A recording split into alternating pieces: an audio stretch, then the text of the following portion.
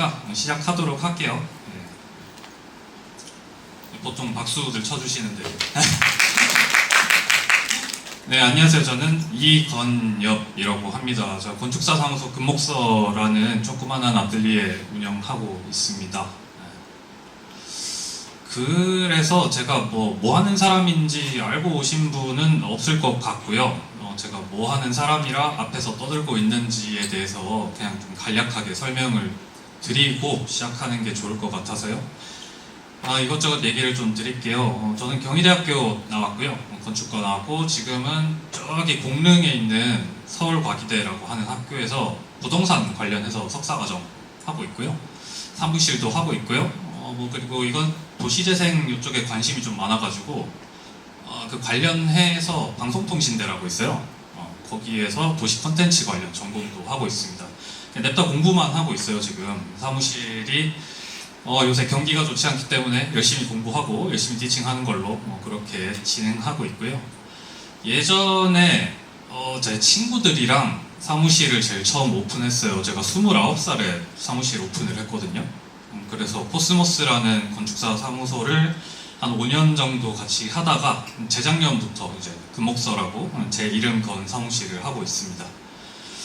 이게 작업을 상당히 많이 했어요. 저희가 운이 좋게 큰 프로젝트들로 좀 시작을 하게 돼가지고 학교 사업이랑 관공서 같은 것들 현상 설계가 운 좋게 첫 번째 트라이에 당선이 돼가지고 운 좋게 쭉 달려왔는데 영양가는 별로 없었던 것 같아요.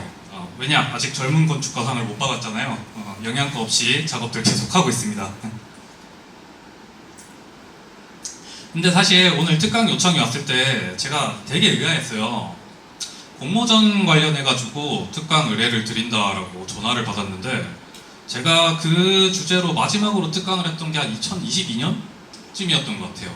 제가 아직도 실무자 티를 못 벗었을 때 관리자랑 소장 그 어느 쯤에 애매한 위치에 있을 때까지는 관련해서 특강 요청이 오면은 한달이면 달려가고 했었는데 그 이후에는 특강이 와도 되게 고사를 많이 했었어요. 왜냐면 제가 학교 졸업한 지가 이제 15년도에 제가 졸업을 했으니까 12년 지났죠?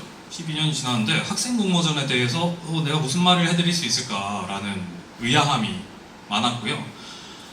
그리고 내가 무슨 도움이 될 수 있지? 라는 생각을 예전에 좀 많이 했었던 것 같아요. 근데 시간이 계속 지나다 보니까 제가 학생 공모전을 할 때랑 지금이랑 메타의 변화가 크게 없고 여러분들 졸업 설계를 가끔 크리틱이나 초청 크리틱이나 그런 걸로 가봤을 때 저 졸업 설계 하던 때랑 크게 다르지가 않더라고요. 이게 어느 구간에서 정체가 됐는지는 잘 모르겠지만 생각의 깊이는 더 깊어졌을 수 있겠지만 건축을 바라보는 외적인 해상도는 크게 달라지지 않았더라고요. 그래서 수락을 해도 되겠다라는 생각이 1차적으로 들었고요. 2차적으로는 홍대에서 굳이 나를 왜 불렀을까라는 생각이 좀 있었어요. 여러분들 알아서 다 잘 하시잖아요. 그죠? 아닌가? 우리나라 최고의 건축대학이잖아요. 일타들이 모여가지고 알아서들 다 잘 하실 텐데 굳이 외부에서 어디서 굴러먹다 온 뼈다귀인지 모르는 친구가 와서 앞에서 떠드는 거를 굳이 왜 부르셨을까 하는 궁금증도 좀 있었어요. 그래서 여러분들이 어떤 니즈를 가지고 어떤 궁금증을 가지고 오셨는지는 모르겠어요. 다들 다르시겠죠.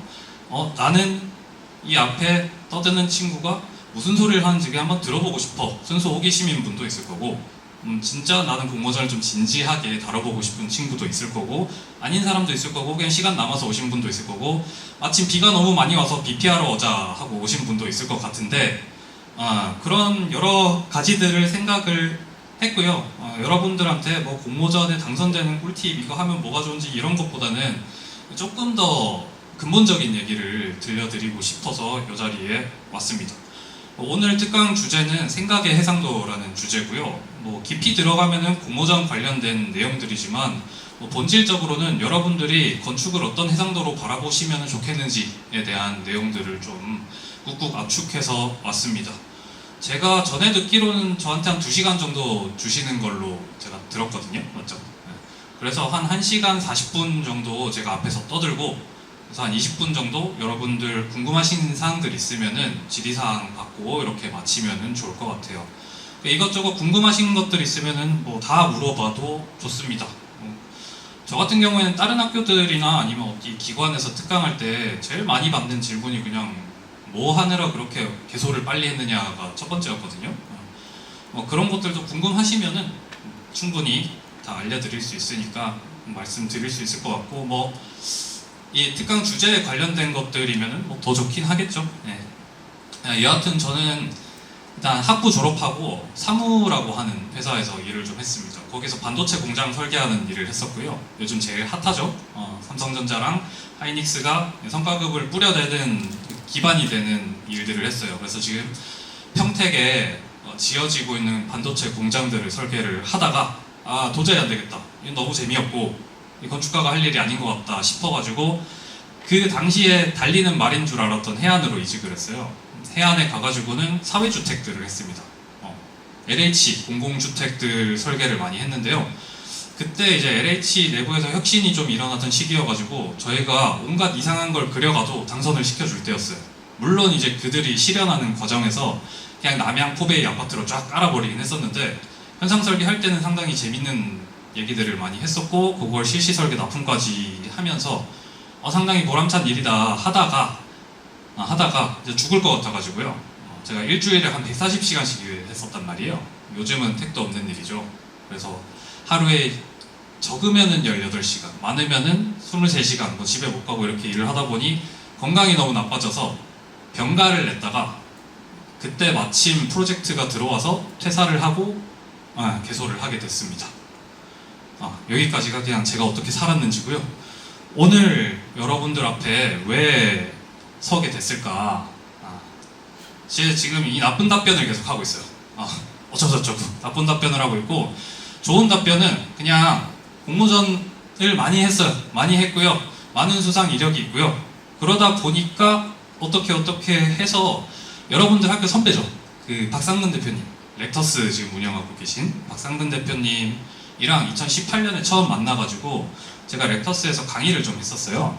요 관련된 강의를 좀 했습니다. 건축 공모전 그리고 건축 포트폴리오, 건축 설계에 관련된 내용들 가지고 강의를 좀 했었고, 뭐 그 인연으로 이번에도 불러주신 걸로 제가 알고 있어요. 여하튼 공모전을 상당히 많이 했어요. 상당히 많이 했고 수상도 많이 했습니다. 우리나라에서 제일 유명한, 뭐 저 대상을 받았다고 영양가가 있는 건 아니지만 너 뭘 했구나 싶은 공모전들에서 대상을 좀 많이 받았었고, 국제공모전, 일본에서 했던 시미즈 건설이라는 회사에서 주최했던 공모전에서도 대상을 수상을 했었고요. 뭐 이렇다 이거예요. 근데 제가 이걸 또 왜 굳이 보여드리냐면, 이거 안 보여드리고 시작을 하잖아요. 여러분들 끝까지 팔짱 낀 채로 저를 바라보거든요. 야, 네가 무슨 소리 하나 한번 떠들어봐라. 이 표정을 여러분들이 하시기 때문에 그냥 먼저 얘기 드리고 간다. 그래서 많이 했다, 많이 했고 많은 수상 이력이 있기 때문에 그냥 앞에서 떠드는 것들이 어느 정도는 도움이 되실 거다라는 요 전제를 깔아놓고 말씀을 드린다 싶은 거죠. 그래서 저 같은 경우에는 왜 이렇게 공모전을 많이 했느냐 의문이 또 드실 거예요. 학부 프로젝트나 잘하지 라는 생각이 먼저 드실 텐데, 학부도 설계는 올 에이프릴이었어요. 제가 수석 졸업했거든요. 근데 제가 나왔던 경희대에, 제가 09학번입니다. 09부터 한 13 정도까지는 프랑스 학파들의 강점기였어요. 그분들의 특징이 무엇냐? 건축에 정답이 있다라고 믿는 사람들이었거든요. 건축의 정답은 빛, 볼륨, 공간, 요 세 개다. 너네가 사회적인 이슈에 대한 관심을 가질 이유가 하등 없다. 건축은 그런 게 아니다 라고 정답이 있다는 것들을 알려주셨던 분들이거든요. 그냥 기초적인 건축 설계를 배우기엔 참 좋았지만 우리의 건축이 그렇게 단순하지가 않죠. 건축은 조금 더 사회적인 것들로 나가고 있고, 조금 더 정치적인 것들로 나가고 있고, 조금 더 미학적인 것들로 나가고 있잖아요. 그런 분위기가 학교의 저변에 깔려있는 게 전 너무 싫었어요. 너무 싫다 보니까, 근데 교수님 말은 또 잘 들어야 되잖아. 내가 교수랑 싸울 수는 없죠. 지금 저도 티칭을 하고 있지만 이 친구들이랑 나랑 논쟁을 하는 상황이 오는 게 상당히 불편해요. 그죠? 여러분들만 불편한 게 아니고 교수들도 불편해요. 그러다 보니 나의 욕구는 그럼 외부에서 풀자가 됐었어요. 첫 계기가 저 시미즈 건설 아이디어 공모전이었고, 그때 마침 뭐 대학원 형이랑 팀플을 했는데 제 아이디어가 채택이 돼서 그걸 가지고 디벨롭을 했고 결과가 상당히 좋아가지고 아차 이거 재밌다 라는 감각을 느껴버린 거죠. 그래서 그 이후로 공모전 상당히 많이 했습니다. 뭐 입선이나 특선 같은 우리 이력에 적기 상당히 애매한 것들까지 하면은 수상은 한 40개 정도 돼요. 그래서 한 학기에 공모전 한 10개 정도 막 이렇게 계속 뭐 공장처럼 생산을 했는데 그 과정이 상당히 즐겁고 저는 그 과정에서 얻은 게 상당히 많다고 생각해요. 어떤 것들을 많이 얻었냐면은 나중에 건축탐구 집에 나오게 되는 이런 자양분들을 얻은 거죠. 네, 저희 방송에도 많이 나왔다고 자랑하는 거예요. KBS에서 나왔고요. 네, 유튜브에도 나왔어요. 네. 여하튼 오늘 여러분들이랑 얘기할 가장 큰 주제는 저 해상도라는 주제인데요. 해상도는 여러분들이 설계하다 보면은 상당히 민감하게 생각할 수밖에 없는 것들이죠. 포토샵에서 뭐 어떤 이미지를 하나 조작을 하는데 맨 처음에 백그라운드 해상도를 72dpi로 작업했는데 그걸 모르고 계속 다이어그램을 그렸어. 나중에 내 판넬에 혹은 내 PPT에 넣으려다 보니까 픽셀이 다 깨져. 그런 경우들이 생기잖아요. 아주 뭐 대참사가 벌어지죠. 물론 벡터로 작업하면 그런 일이 없겠지만 자 일단 그래서 우리가 10dpi, 72dpi, 300dpi로 세상을 바라본다고 쳤을 때 300dpi에서 이 친구를 바라보는 건 가능할 거예요. 근데 10dpi가 내 세계의 전부인 사람이 이 친구들을 이해할 수 있을까? 이거 상당히 의문이죠.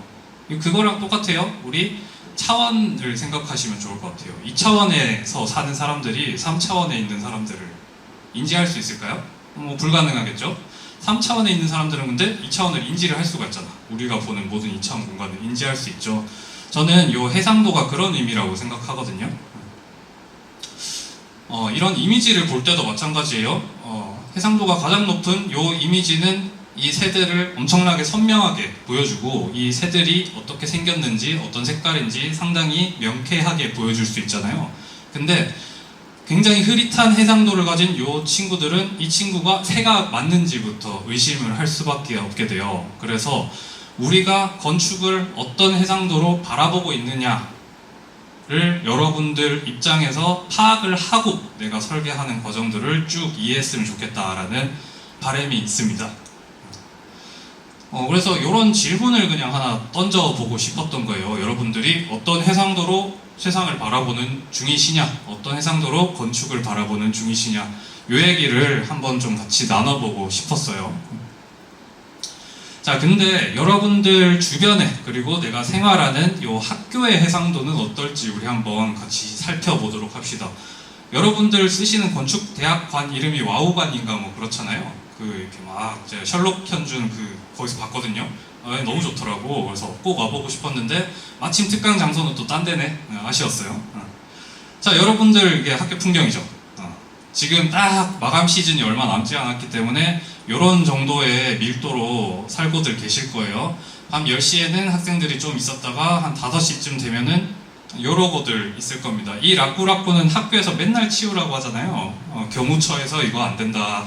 학교에서 자지 마라. 학교에 불난다. 이러면서 치우라고 하는데 어디 창고에 박아놨다가 다시 꺼내와서 또 자고 또 자고 요런 생활들을 쭉 하실 거거든요.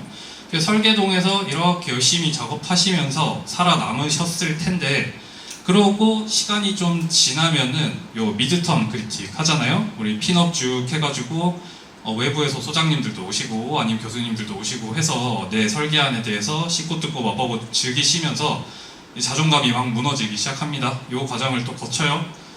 그래서 마감하고 나시면은 딱 요 상태로 후련한 모형 다 밟아버리고 부셨다. 나 이번 학기 수고했다. 요 과정을 거치게 되실 건데요. 자, 이 짓거리를 우리가 몇 번 하냐? 10번 딱 합니다.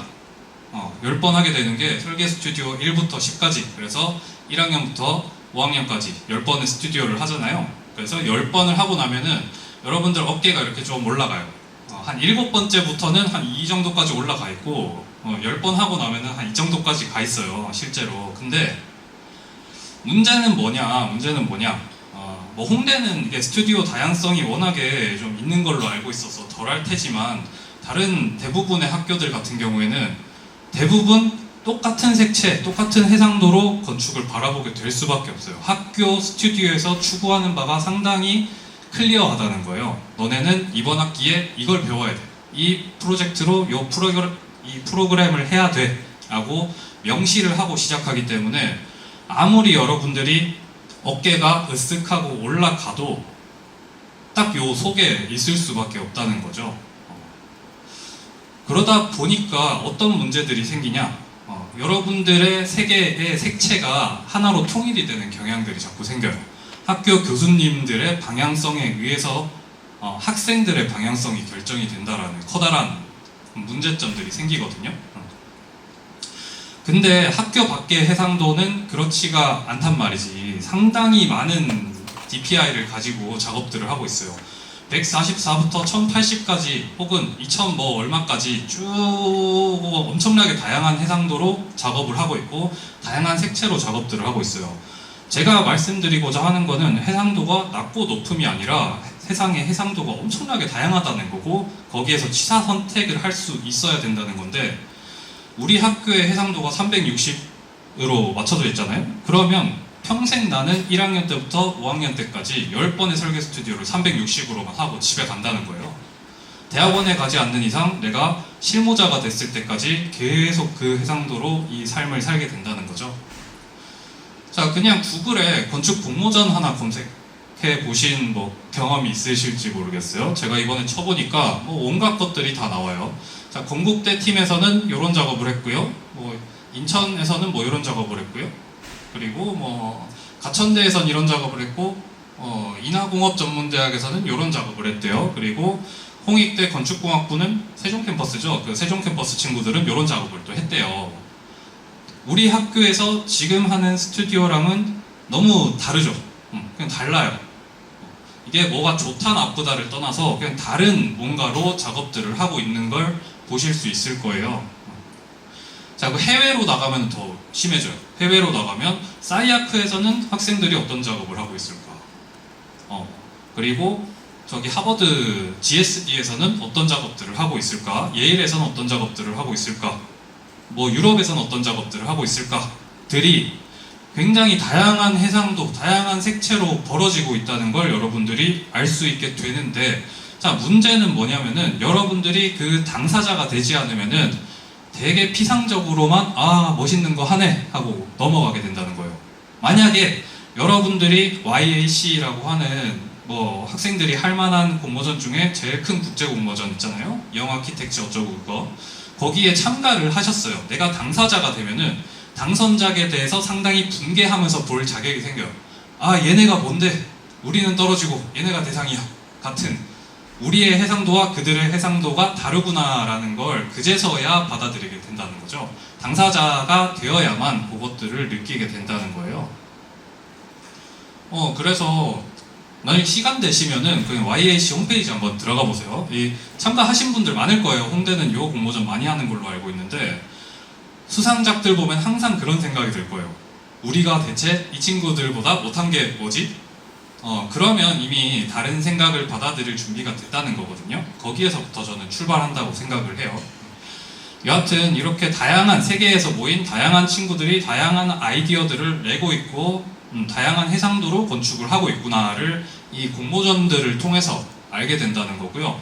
그런 차원에서 여러분들이 공모전에 참가를 하셨으면 좋겠다는 거예요. 그냥 단순히 학년이 되었으니 내가 3학년, 4학년이 되었으니 공모전을 해봐야겠다가 아니고 자, 다른 친구들은 어떤 식으로 작업을 하고 어떤 것들이 이 컴페티션에서 먹히는 작업들인지 파악해 볼 필요가 있다는 거죠. 그러면 나는 어떤 해상도로 이 공모전에 참가를 할 거고 어떤 해상도로 이 공모전에 임할 거고 같은 것들이 세팅이 되게 될 겁니다. 그래서 처음 보시면은 약간 이런 상태가 돼요. 쟤네는 뭔데 2학년이 저런 퀄리티를 내지? 싶은 거예요. 그 혹시 학교 선배 중에 고영준 대표님 아시는가요? 유명한 양반이죠, 그분도. 전 처음에 그분 봤을 때 좀 그랬어요. 그분이 2학년 때 했던 프로젝트 보고 뭐지 이 사람? 이런 생각을 상당히 많이 했었어요. 나 2학년 때는 나 졸업 설계할 때도 저렇게 못했던 것 같은데? 하는 생각들을 되게 많이 했었거든요. 그래서 세상에는 굉장히 다양한 해상도들이 있고 다양한 색채들이 있다를 여러분들이 우물 밖으로 나오셔서 경험을 해보셨으면 좋겠다라는 거죠. 홍대 같은 경우에는 우리나라에서 제일 좋은 건축대학이다라고 뭐 부정할 수 없는 사실이 있잖아요. 근데 그 꼬리표가 여러분들의 발목을 붙잡을 때가 있어요. 자, 우리가 제일 잘하다 보니까 학교에서 학교 스튜디오만 잘하면은 우린 제일 잘하는 사람이 아닐까라는 되게 애매모호한 감상에 쌓일 수도 있거든요. 근데 제일 잘한다, 제일 좋다, 이건 되게 상대적인 가치이기 때문에 여러분들이 어떤 가치를 어떻게 놓고 설계 작업을 진행하느냐에 따라서 상당히 다른 시너지를 낼 수 있다는 거죠. 자, 내가 조형 이런 것들에 관심이 많아요. 그러면 그런 분야에서 우리가 가장 잘 가르치는 스튜디오가 있을까? 물음표가 생길 수 있겠죠. 혹은 사회적 아이디어, 소셜 프로그램을 다루는 요 스튜디오가 정말 존재하는가? 이런 것들도 좀 살펴보실 필요가 있을 거고, 그런 것들에 좀 목마른 분들이 시라면은 관련된 주제를 가진 공모전에 참석도 하고 어쩌고저쩌고도 해보시면은 상당히 좋겠죠. 자, 근데 이런 생각부터 좀 먼저 드실 거예요. 그래서 이런저런 얘기들을 앞에서 떠들고 있는데 어쩌라는 거지? 라는 생각부터 좀 드실 수도 있습니다. 제가 얘기하는 거는, 여러분들 유튜브 좋아하시죠? 요새 유튜브는 뭐 기본 핸드폰의 옵션이니까요. 이 144p부터 1080 프리미엄까지 있어요. 요거는 구독을 프리미엄 구독해야 볼 수 있는 비트프레임이잖아요. 요거를 취사 선택을 할 수 있는 능력을 가진 사람이 되셨으면 좋겠다는 거예요.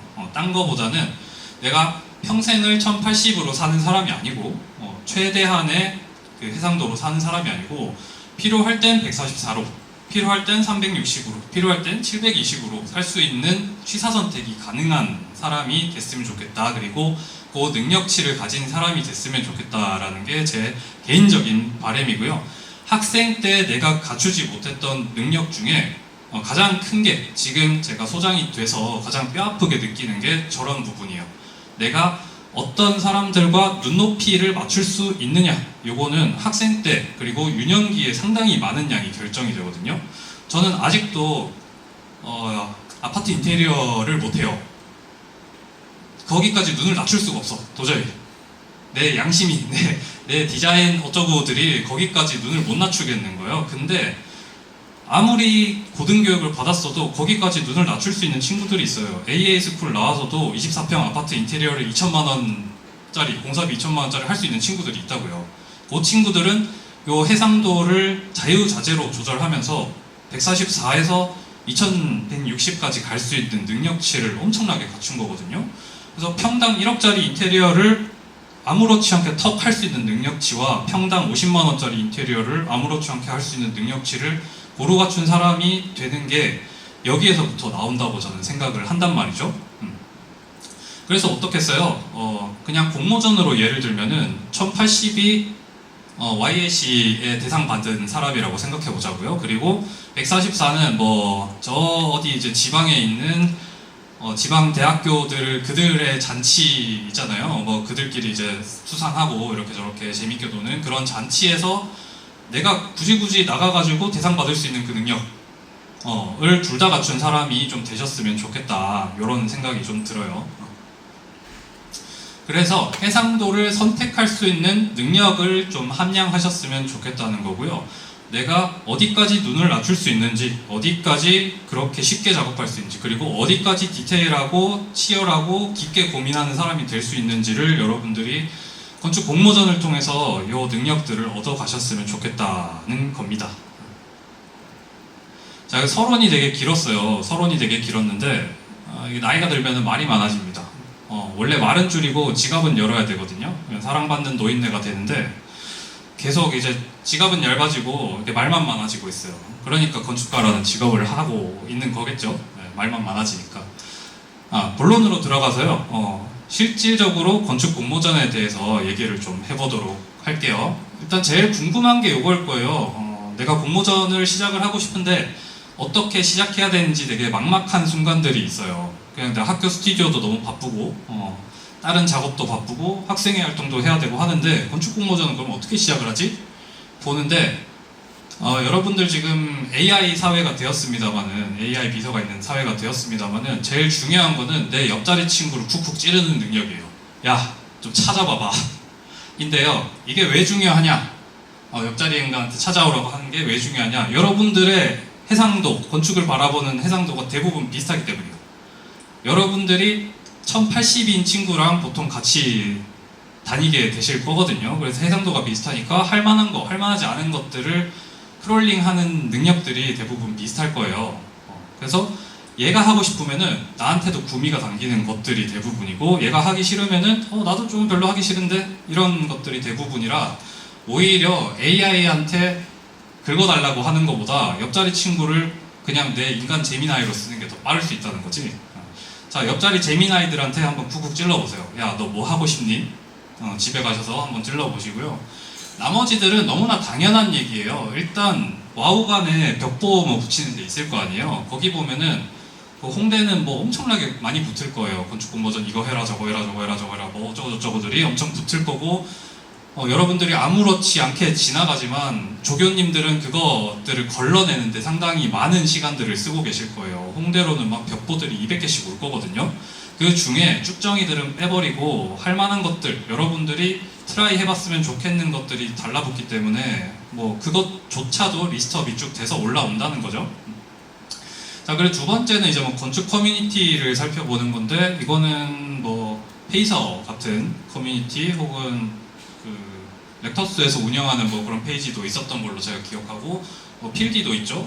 그런 건축 커뮤니티들을 잘 살펴보시면은 도움을 많이 받으실 수 있는데, 건축 커뮤니티 같은 경우에는 그 개개별로 색깔들이 좀 있어요. 그들이 추구하는 색깔들이 있기 때문에 거기에 맞는 또 공모전들이 올라와요. 그건 그들의 해상도인 거예요. 그래서 내 해상도에 맞는 커뮤니티가 어딘지를 발견하는 것도 여러분들의 능력이자 뭐 취사 선택의 첫 번째 뭐 그거겠죠. 그리고 세 번째는 이제 옆자리 인간도 귀찮고 나도 귀찮을 때 하는 방법인데, 여러분들 클로드나 그런 친구들한테 LMM으로 잘 메모만 해놓으시면은 이거 잘 긁어서 나한테 알려주잖아요. 그런 것들 중에 취사 선택을 하시는 것도 좋은 방법입니다. 하지만 제일 중요한 것보다 제일 쉽고 중요한 거 4번입니다. 4번. 옆자리 이 친구 잘 써먹으시라.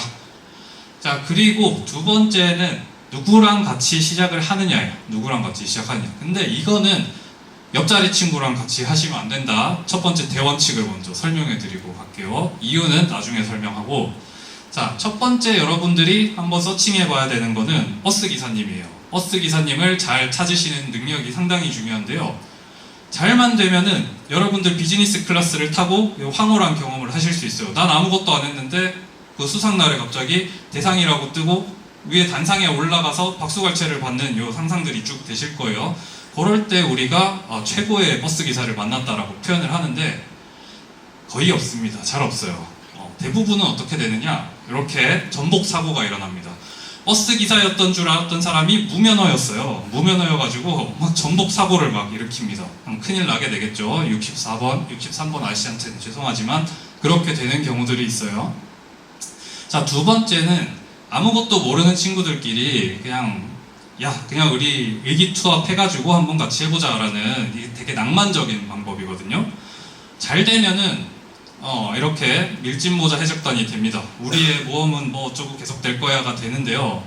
이것도 거의 없어요. 대부분 어떻게 되느냐, 요 상황이 됩니다. 요 상황. 이 친구랑 다음 학기에 어떻게 밥을 안 먹을 수 있지? 라는 그 강력한 욕망에 휩싸이게 되는데요. 이 경험이 대부분이지만 이것도 무조건 해보셔야 된다. 왜? 그래야 내가 이런 해상도를 가진 공모전에 참가를 할 때 요런 친구들이랑 같이 해야겠구나 라는 객관적인 그 파악들이 되거든요. 자, 세 번째는 추천하는 방법은 아닌데 하고 나면은 상당히 잘 될 수 있는 뭐 그런 방법이죠. 그냥 솔플 하시는 거예요. 혼자 하시는 거. 혼자 하셨을 때 최상급으로 이제 이 진우형이 되는 거고요. 나 혼자만 레벨업 해가지고 다음 학기에 교수님이랑 얘기를 하는데 얘가 뭔가 건축적으로 레벨업이 막 돼서 왔어. 너 방학 때 대체 뭐 했니? 라는 이런 막 얘기 듣고 너 대학원 올래? 이런 형벌에도 처해지게 되는 경우들이 있는데, 자, 이것도 대부분 어떤 식이 되냐면은 제가 예전에 인터넷 하다가 되게 재밌게 봤던 글이거든요. 자, 어떤 그 바둑 기사가 이제 뭐 노인네가 하나 자기한테 찾아와가지고 같이 바둑을 뒀대요. 근데 아무리 잘해봤자 뭐 한 4급 정도밖에 안 돼가지고 이 사람이 자기가 세계에서 바둑을 두 번째로 잘한다고 떠들길래 내가 둬줬는데 왜 이렇게 못할까? 그럼 당신 스승을 데려와봐라 해서 같이 둬봤대요. 근데 그 노인도 한 4급 정도밖에 안 됐대. 그 사람이 30년 동안 둘이서 산에 처박혀가지고 바둑을 이렇게 막 뒀는데 그 스승님이 어쨌든 자기한테 제일 잘하는 사람이었을 거 아니야. 그러니까 세계에서 1등인 줄 알았고 자기는 2등인 줄 알았던 거죠. 그러니까 산에 처박혀가지고 같은 해상도로 바둑을 계속 하고 있다 보니까 이 정도 선에서 더 올라가지 못하고 시간만 낭비하고 있었더라 라는 이런 얘기를 하는 글이었는데 상당히 좀 많이 와닿았어요. 그래서 잘 되면 이렇게 되지만 안 되면 혼자 처박혀가지고 혼자 똑같은 생각만 하고 똑같은 그림만 그리고 똑같은 해상도로 아무 변화 없이 작업만 많이 하는 사람이 될 수 있다라는 거죠. 그래서 상당히 주의하실 필요도 있는 방법이다 이겁니다. 근데 여기에서 제가 또 한 번 강조드리고 싶은 건 저런 6가지 케이스를 다 겪어보시잖아요. 그러면 졸업할 때쯤이 돼요. 졸업할 때쯤이 되고 여러분들이 상당히 어른이 돼서 나갑니다. 지금 혹시 뭐 학년 구성이 어떻게 되는지 모르겠는데 뭐 한 3학년, 4학년, 5학년쯤 되는 분들 있어요? 네. 있고 이제 1, 2학년 그러면 저학년 분들 있고 뭐 적당히 섞여 있잖아요. 근데 한 2학년, 3학년 때쯤까지는 내가 어른이라는 자각이 사실 별로 안 들잖아요. 난 아직도 고등학교에 다니고 있는 정도의 느낌이고 교수님은 앞에서 화내는 선생님 같고 뭐 이런 느낌들이 많이 드실 텐데 그게 사회적 유대 관계를 쌓고 인간한테 배신당해보고 나도 손절해보고 하는 그런 유대 경험들을 하다 보면은 자연스럽게 어른이 되게 돼요. 그건 교수님과의 관계도 똑같아요. 교수님이랑도 치고받고 싸우고 막 서로 욕만 안 했지 욕에 가까운 얘기들을 하고 손절하고 다음 학기에 그냥 학교를 다닐 수 있을까 정도까지 가보시면은 그제서야 어른이 되는데 어른이 되고 나면은 또 건축이 다르게 보여요. 다른 해상도로 또 건축을 보실 수 있는 능력을 가지게 되신다는 거죠. 자, 그러고 나면 여러분들이 구인 공부를 잘 하셔야 되는데요. 요 구인 공부의 3원칙 중에 제일 중요한 1원칙은 친한 친구, 내 지금 바로 옆에 있는 친구 앉아가지고 비 오는 날 6시에 같이 특강 들으러 가자고 한 얘랑 하지 않는다는 거. 요게 1원칙이에요. 왜? 다음 학기에 밥 먹을 사람이 없어져요. 혹은 CC인 친구들이 있다면은 남자친구, 여자친구가 없어져요. 그러니까 절대 같이 하시지 말고요. 두 번째는 감정적으로 팀원을 구하지 않으시는 게 좋다. 이게 무슨 말이냐면은 쟤는 저번 학기에 보니까 설계 스튜디오에서 날아다니더라. 막 교수님도 현란한 말로 막 홀리고 설계도 너무 잘하는 것 같고 막 손도 빠른 것 같고 해. 그래서 쟤랑 같이 해야지 라고 엄청 직관적으로 그냥 팀원을 구하시는 경우인데요.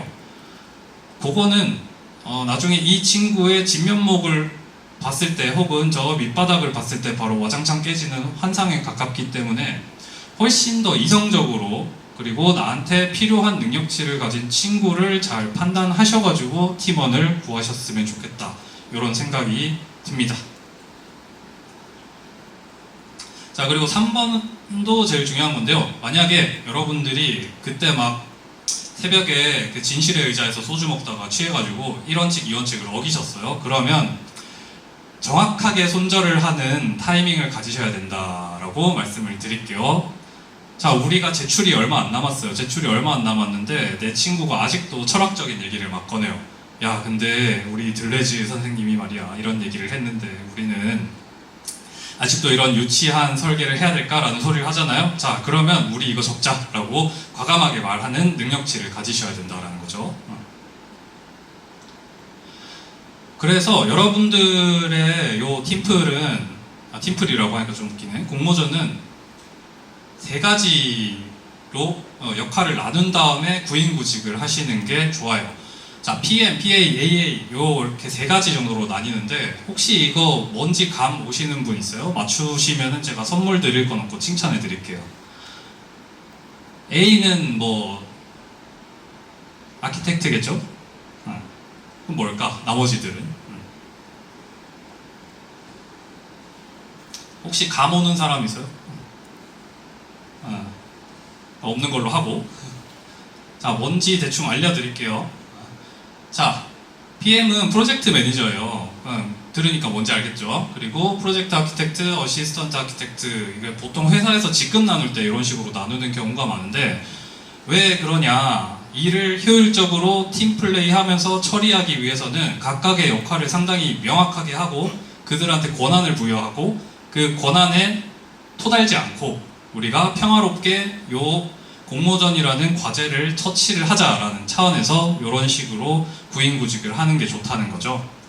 자, 프로젝트 매니저 같은 경우에는 뭐 좋게 말하면 팀장이고요, 나쁘게 말하면 일정 쪼는 사람이라고 보시면 될 것 같아요. 이 프로젝트를 총괄 관리할 수 있는 매니저라고 보시면 될 텐데, 대부분은 공모전 같이 하자라고 총대 맨 사람이겠죠. 옆자리 쿡쿡 찔러가지고 야, 우리 이거 같이 해보자라고 하신 분들이 프로젝트 매니저 역할을 담당하시는 경우들이 많게 될 거예요. 근데 이 친구가 제일 많이 해야 되는 일은 일정 관리예요. 결국 일정 관리. 왜? 여러분들이 회사가 아니다 보니까 같은 시간에 출근해서 같은 시간에 퇴근하는 사람들이 아니잖아요. 모두가 수업 일정이 다르고 알바도 있고 아니면 뭐 다른 교수님 연구실에서 일하는 친구들도 있을 거고, 이런 식으로 일정들이 다 달라요. 그리고 체력들도 다 달라요. 여기에서 말하는 체력이란 건축 설계를 하는 체력을 말해요. 농구장에서 농구 10시간을 하는 친구지만 설계실에서는 30분만 있으면 나자빠지는 친구들이 있어요. 그런 친구들을 데리고 공모전을 같이 하려면 상당히 힘들겠죠? 그리고 내 밴드 동아리에서는 연습 무박 2일로 할 수 있지만 설계실 와우감만 오면은 갑자기 섀도우가 돼가지고 사라지는 친구들이 막 있어요. 교수님한테도 막 도망다니고. 이런 친구들이면은 대체 어떻게 잡아가지고 일을 같이 해야 될까 생각하는 요 관리자 차원이라고 보시면 될 것 같고요. 그리고 가장 중요한 건데 해상도 설정을 하는 친구라고 보시면 될 것 같아요. 여기에서 말하는 해상도란 요 공모전을 대하는 우리의 태도가 어떻게 돼야 되느냐를 선정을 한다는 거죠. 한마디로 우리가 철학적으로 나가야 될까, 아니면 디테일한 이미지를 기반으로 설득을 해야 될까, 혹은 그것도 아니면 무지막지한 작업량으로 승부를 봐야 될까, 어쩌고 저쩌고 이런 전략적인 해상도를 선정하는 사람이라고 보시면 될 것 같아요. 그래서 이 프로젝트 매니저가 해상도를 제대로 선정하지 못하고 프로젝트를 시작하면은 처음부터 프로젝트가 좀 삐걱거릴 수가 있을 거예요. 그래서 이걸 어떻게 가져갈 거냐 좀 잘 하는 것도 요 PM으로서의 능력이다라고 보시면 될 것 같고요. 자, 그리고 제일 중요한 건데 요 친구는 디자이너가 아니고 매니저잖아요. 그래서 디자인하려고 들지 말고 이후에 나올 우리 제일 중요한 프로젝트 아키텍트가 만들어 오는 저 디자인들에 대해서 이건 너무 좋고 이건 별로인 것 같고 자 요걸로 가보자 하는 피드백 할 수 있는 아이디어 총괄을 요 친구가 맡아주면 좋아요. 이게 3명 다 아키텍트가 되잖아요. 100% 마감을 못해요. 마감을 못하고 이 아키텍트라는 요 자아가 우리 너무 세단 말이에요. 자아가 너무 세서 내 걸로 해야 이게 맞는 정답인데 네가 왜 감히 내 설계안에 입을 올려? 가 될 수밖에 없어요. 아키텍트가 3명이 모이면 배가 박살나요. 산으로 가는 게 아니고.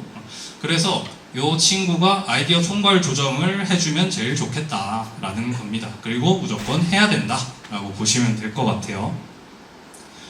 자, 두 번째는 우리 팀에서 총괄적인 건축화를 해줄 수 있는 요 아키텍트, 메인 아키텍트를 프로젝트 아키텍트라고 제가 이렇게 그냥 지정해서 이야기를 하는데요.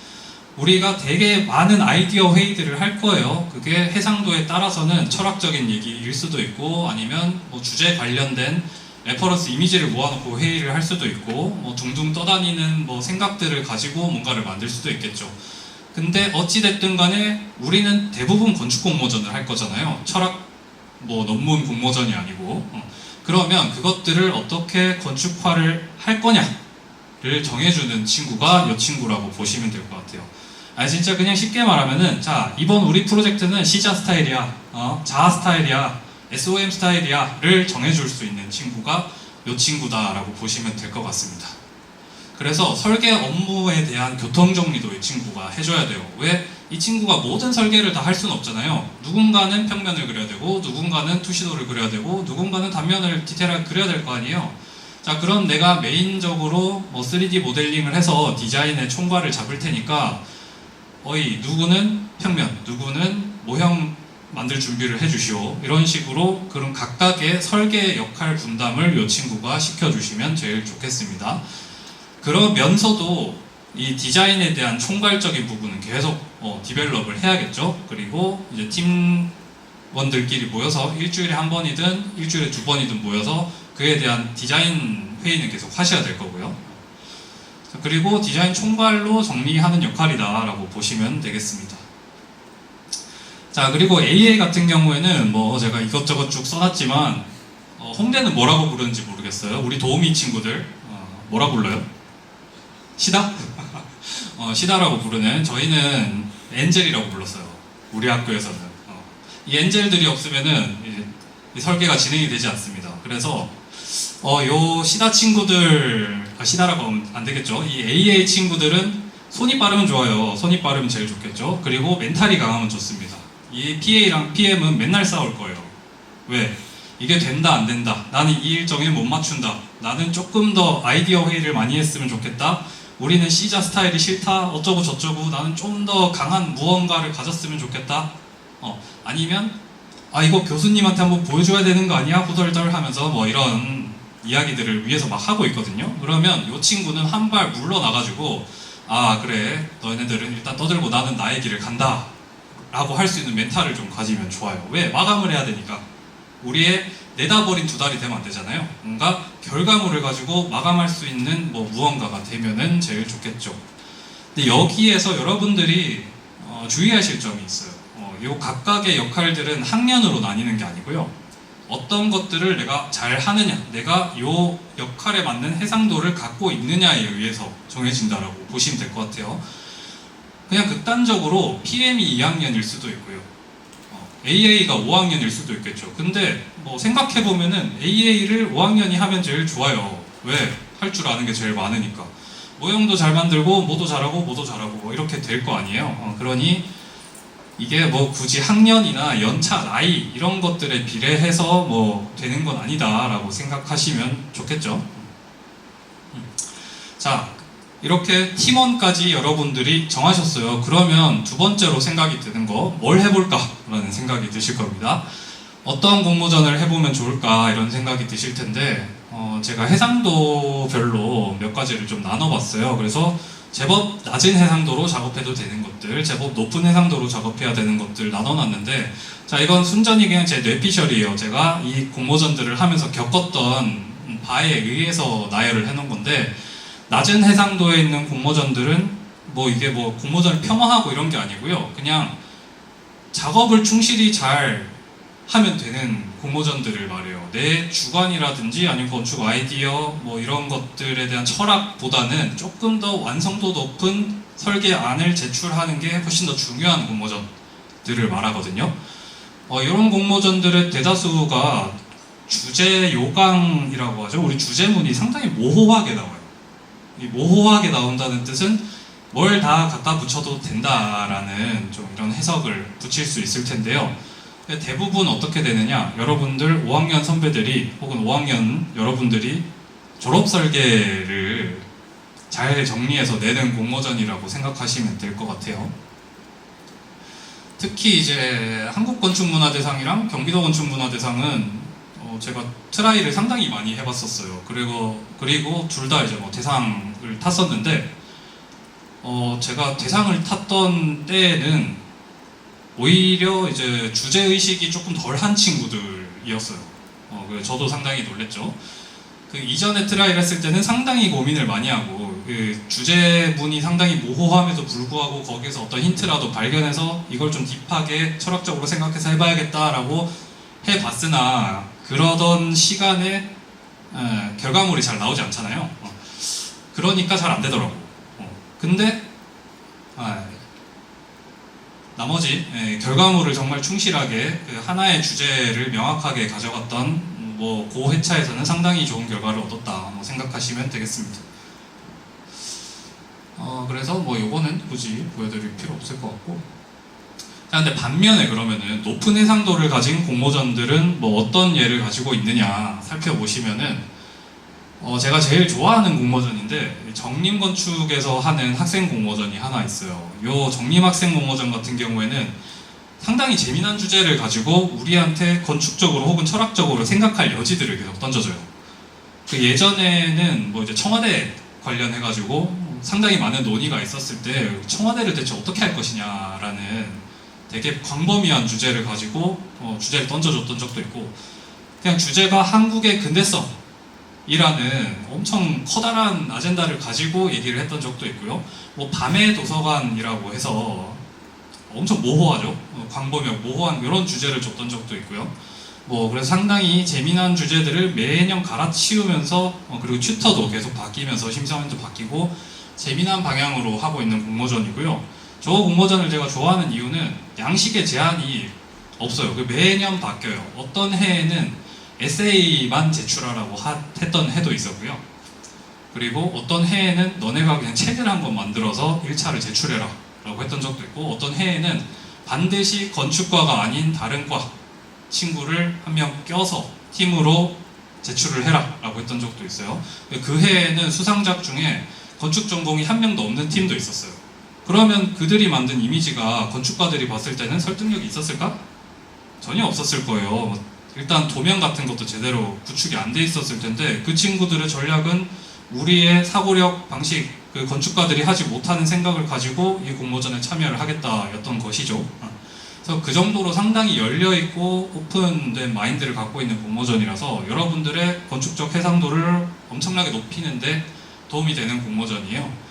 학교 스튜디오에서도 이런 아방가르드한 스튜디오를 다루기가 쉽지가 않죠. 왜? 그런 건축학 인증을 못 받으니까. 자, 그리고 세건축사협의회라는 그 건축사들 모인 단체가 있는데요. 여기에서도 비슷한 공모전을 열어요. 그리고 요 공모전 같은 경우에 심사위원 풀들이 정림건축문화상 다루셨던 분들이랑 이렇게 대동소이 하거든요. 그래서 색채가 상당히 비슷합니다. 정림 같은 경우에는 겨울에 열렸었나? 뭐 그렇거든요. 그래서 시기를 놓쳤으면은 이번은 그 최근 시기에 접수를 받고 있으니까 한번 트라이 해보시는 것도 여러분들 설계하시는데 좀 도움을 많이 받으실 수 있을 것 같고요. 자, 근대 도시건축 디자인 공모전이라는 또 되게 재미난 공모전이 하나 있는데요. 요거는 예전에 도코모모 코리아라고 근대 그리고 근현대 문화재들을 보존하고 뭐 연구하는 그런 단체가 있었는데, 거기에서 학생 대상으로 하던 공모전을 이어받아가지고 저런 이름을 붙여서 지금 계속 해오고 있어요. 그래서 올해 주제는 저기 남산에 있는 남산 도서관을 어떻게 리노베이션 할 것이냐, 시민한테 어떻게 좋은 공간으로 돌려줄 것이냐고, 재작년이었나? 그때는 뭐 힐튼 호텔 있잖아요. 김정성 건축가가 설계했던 힐튼 호텔이 지금 철거가 됐는데, 그걸 어떻게 리노베이션을 하면서 보존을 할 것이냐, 개발 논리와 보존이랑 싸우는데 그걸 너네가 어떻게 해결을 할 거냐 라는 큰 주제를 던져주기도 했었고, 남영동에 있는 대공분실 아시죠? 이제 김수근 건축가가 악마적인 그 재능으로 설계했던 그 건물에 대해서도 리노베이션을 너네가 해봐라, 그리고 어떤 주제를 다룰 거냐 라고 건물만 딱 던져주고 나머지는 다 너네가 알아서 해봐라, 사회적 논의 그리고 너네 학생으로서의 그 가져야 할 민주의식 이런 것들을 다 해상도를 실험을 해보는 거죠. 그리고 이거 엄청 오래된 주제이긴 한데, 예전에 정림학생 건축상에서 일상의 건축이라는 주제를 들고 너네한테 이걸 뭘 해낼 거냐 라고 막 공모전 주제를 던져준 적도 있었어요. 요때는 대상 수상작이 그거였거든요. 고시원을 설계한 친구가 대상을 받았었거든요. 우리가 전혀 일상이라고 생각하지 않는 공간에 대해서 다뤄가지고 대상을 받았던 걸로 기억하고, 그 청와대 관련해서 수상작이 나왔을 때는 요 청와대를 아예 그냥 다 부셔버리고 새로운 공간으로 만들자고 하는 친구도 대상을 받았고, 광화문 광장에다가 그냥 청와대를 만들자는 친구도 있었고, 그냥 청와대를 저기 제주도로 보내버리자 하는 친구도 있었어요. 그런 극단적인 논의들이 다 통용되는 공모전이니까 여러분들이 설계 스튜디오에서 맨날 듣는 말 있죠. 야, 그건 너무 과해서 안 돼 를 모두 다 해볼 수 있는 공모전이다 라고 생각하시면 좋겠습니다. 그리고 근대도시건축 디자인 공모전은 어떤 의의가 있냐면은 여러분들이 굳이 잘 생각하지 않는 공간에 대해서 한 번 더 생각하게 만들어주는 공모전에 가까워요. 예전에 덕수궁 관련해가지고 이 덕수궁을 리노베이션 해라라는 되게 파격적인 주제가 나왔어요. 저 문화유산을 우리가 건드려도 돼? 감히? 라고 생각을 하잖아요. 이를테면 그런 거예요. 종묘를 내가 부셔버리고 거길 리노베이션을 하겠다는 거야 지금. 생각만 해도 갑자기 너무 막 신성불가침한 뭐 그런 게 느껴지잖아요. 그런 것들을 여러분들이 합법적으로 다뤄볼 수 있다. 이 공모전의 의의는 전 그런 것 같아요. 자, 그러고 나면 뭐 정했어요. 우리는 뭐 뭘 할 거다, 뭘 할 거다. 그 다음에 여러분들이 살펴보셔야 하는 거. 자, 공고문입니다. 공고문. 공모전의 공고문을 어떻게 살펴볼 거냐. 이거 상당히 중요한데요. 일단 주제문 나온 것들을 체크하는 게 제일 클 거예요. 근데 주제문에 제목 딱 보시면은 정답이 대충 나옵니다. 요거는 2019년에 한국건축문화대상의 주제문인데요. 우리 시대의 건축이 주제예요. 우리 시대의 건축. 이 말인즉슨 아무거나 다 가져와라 랑 이 꼴인 거거든요. 그럼 뭐겠어? 결국에 여러분들이 우리 시대의 건축을 가장 많이 고민하는 시기가 5학년 때죠. 졸업설계 주제 정할 때. 졸업설계 가져오라는 말이거든요, 그냥. 네. 비약하자면은. 네. 그런 거고, 뭐 밑에 이제 단서들이라고 적어놨는데, 대립가 갈등, 스마트 시티, 생활형, SOC, 도시 혁신, 뭐 도시 재생, 어쩌저쩌저 이렇게 쭉 있어요. 근데 요 키워드들 대다수는 5학년 때 졸업설계 주제 정하려고 한 번씩 적어본 것들이에요. 고민을 결국에는 다 해봤던 것들이라는 뜻이죠. 그래서 제가 저해상도라고 표현을 하는 이유는 이런 것들이에요. 여러분들이 이 공모전의 주제문을 보고 고민을 깊게 할 것이냐 라는 고민에 빠진다면은 그거는 높은 해상도로 고민을 해야 된다는 뜻이고요. 주제문을 보자마자 이건 고민은 크게 필요 없겠고 우리가 아이디어, 한 가지 명확한 아이디어 그리고 좋은 디테일한 설계안만 가져가면 승부를 볼 수 있겠다 하는 것들이라면 조금 해상도가 낮은 공모전들이라고 볼 수 있겠죠. 자, 그 다음에는 심사위원을 체크하시면 좋은데 심사위원 체크 같은 경우에는 심사위원이 미리 공개되는 공모전이 있고 아닌 공모전들이 있어요. 아닌 공모전들은 심사위원 풀을 자체적으로 만들어 놓고 심사하는 날 당일에 그냥 전화하셔가지고 좀 와주실 수 있겠습니까 하는 경우도 있고 아니면은 그냥 학생들에게 공개를 원천적으로 안 하는 그런 공모전일 수도 있고요. 공개를 하는 공모전은 뭐 건축대전 같은 경우에는 매년 공개를 하는 걸로 알고 있고 뭐 계룡문화재단에서 하는 공모전 있잖아요. 뭐 그런 공모전도 뭐 매년 공개를 하고 그렇죠. 정림 같은 경우에는 그 심사위원이 요 주제를 아예 작성을 하는 거기 때문에 공개를 안 할 수가 없습니다. 그래서 그분의 생각 그리고 그분이 썼던 글들, 논문 뭐 이런 것들이 상당히 중요해지게 되겠죠. 자, 보통 두 가지로 나뉘는데요. 첫 번째 케이스는 교수님인 경우고 두 번째 케이스는 실무를 굉장히 열심히 하고 계신 건축사분들인 경우에요.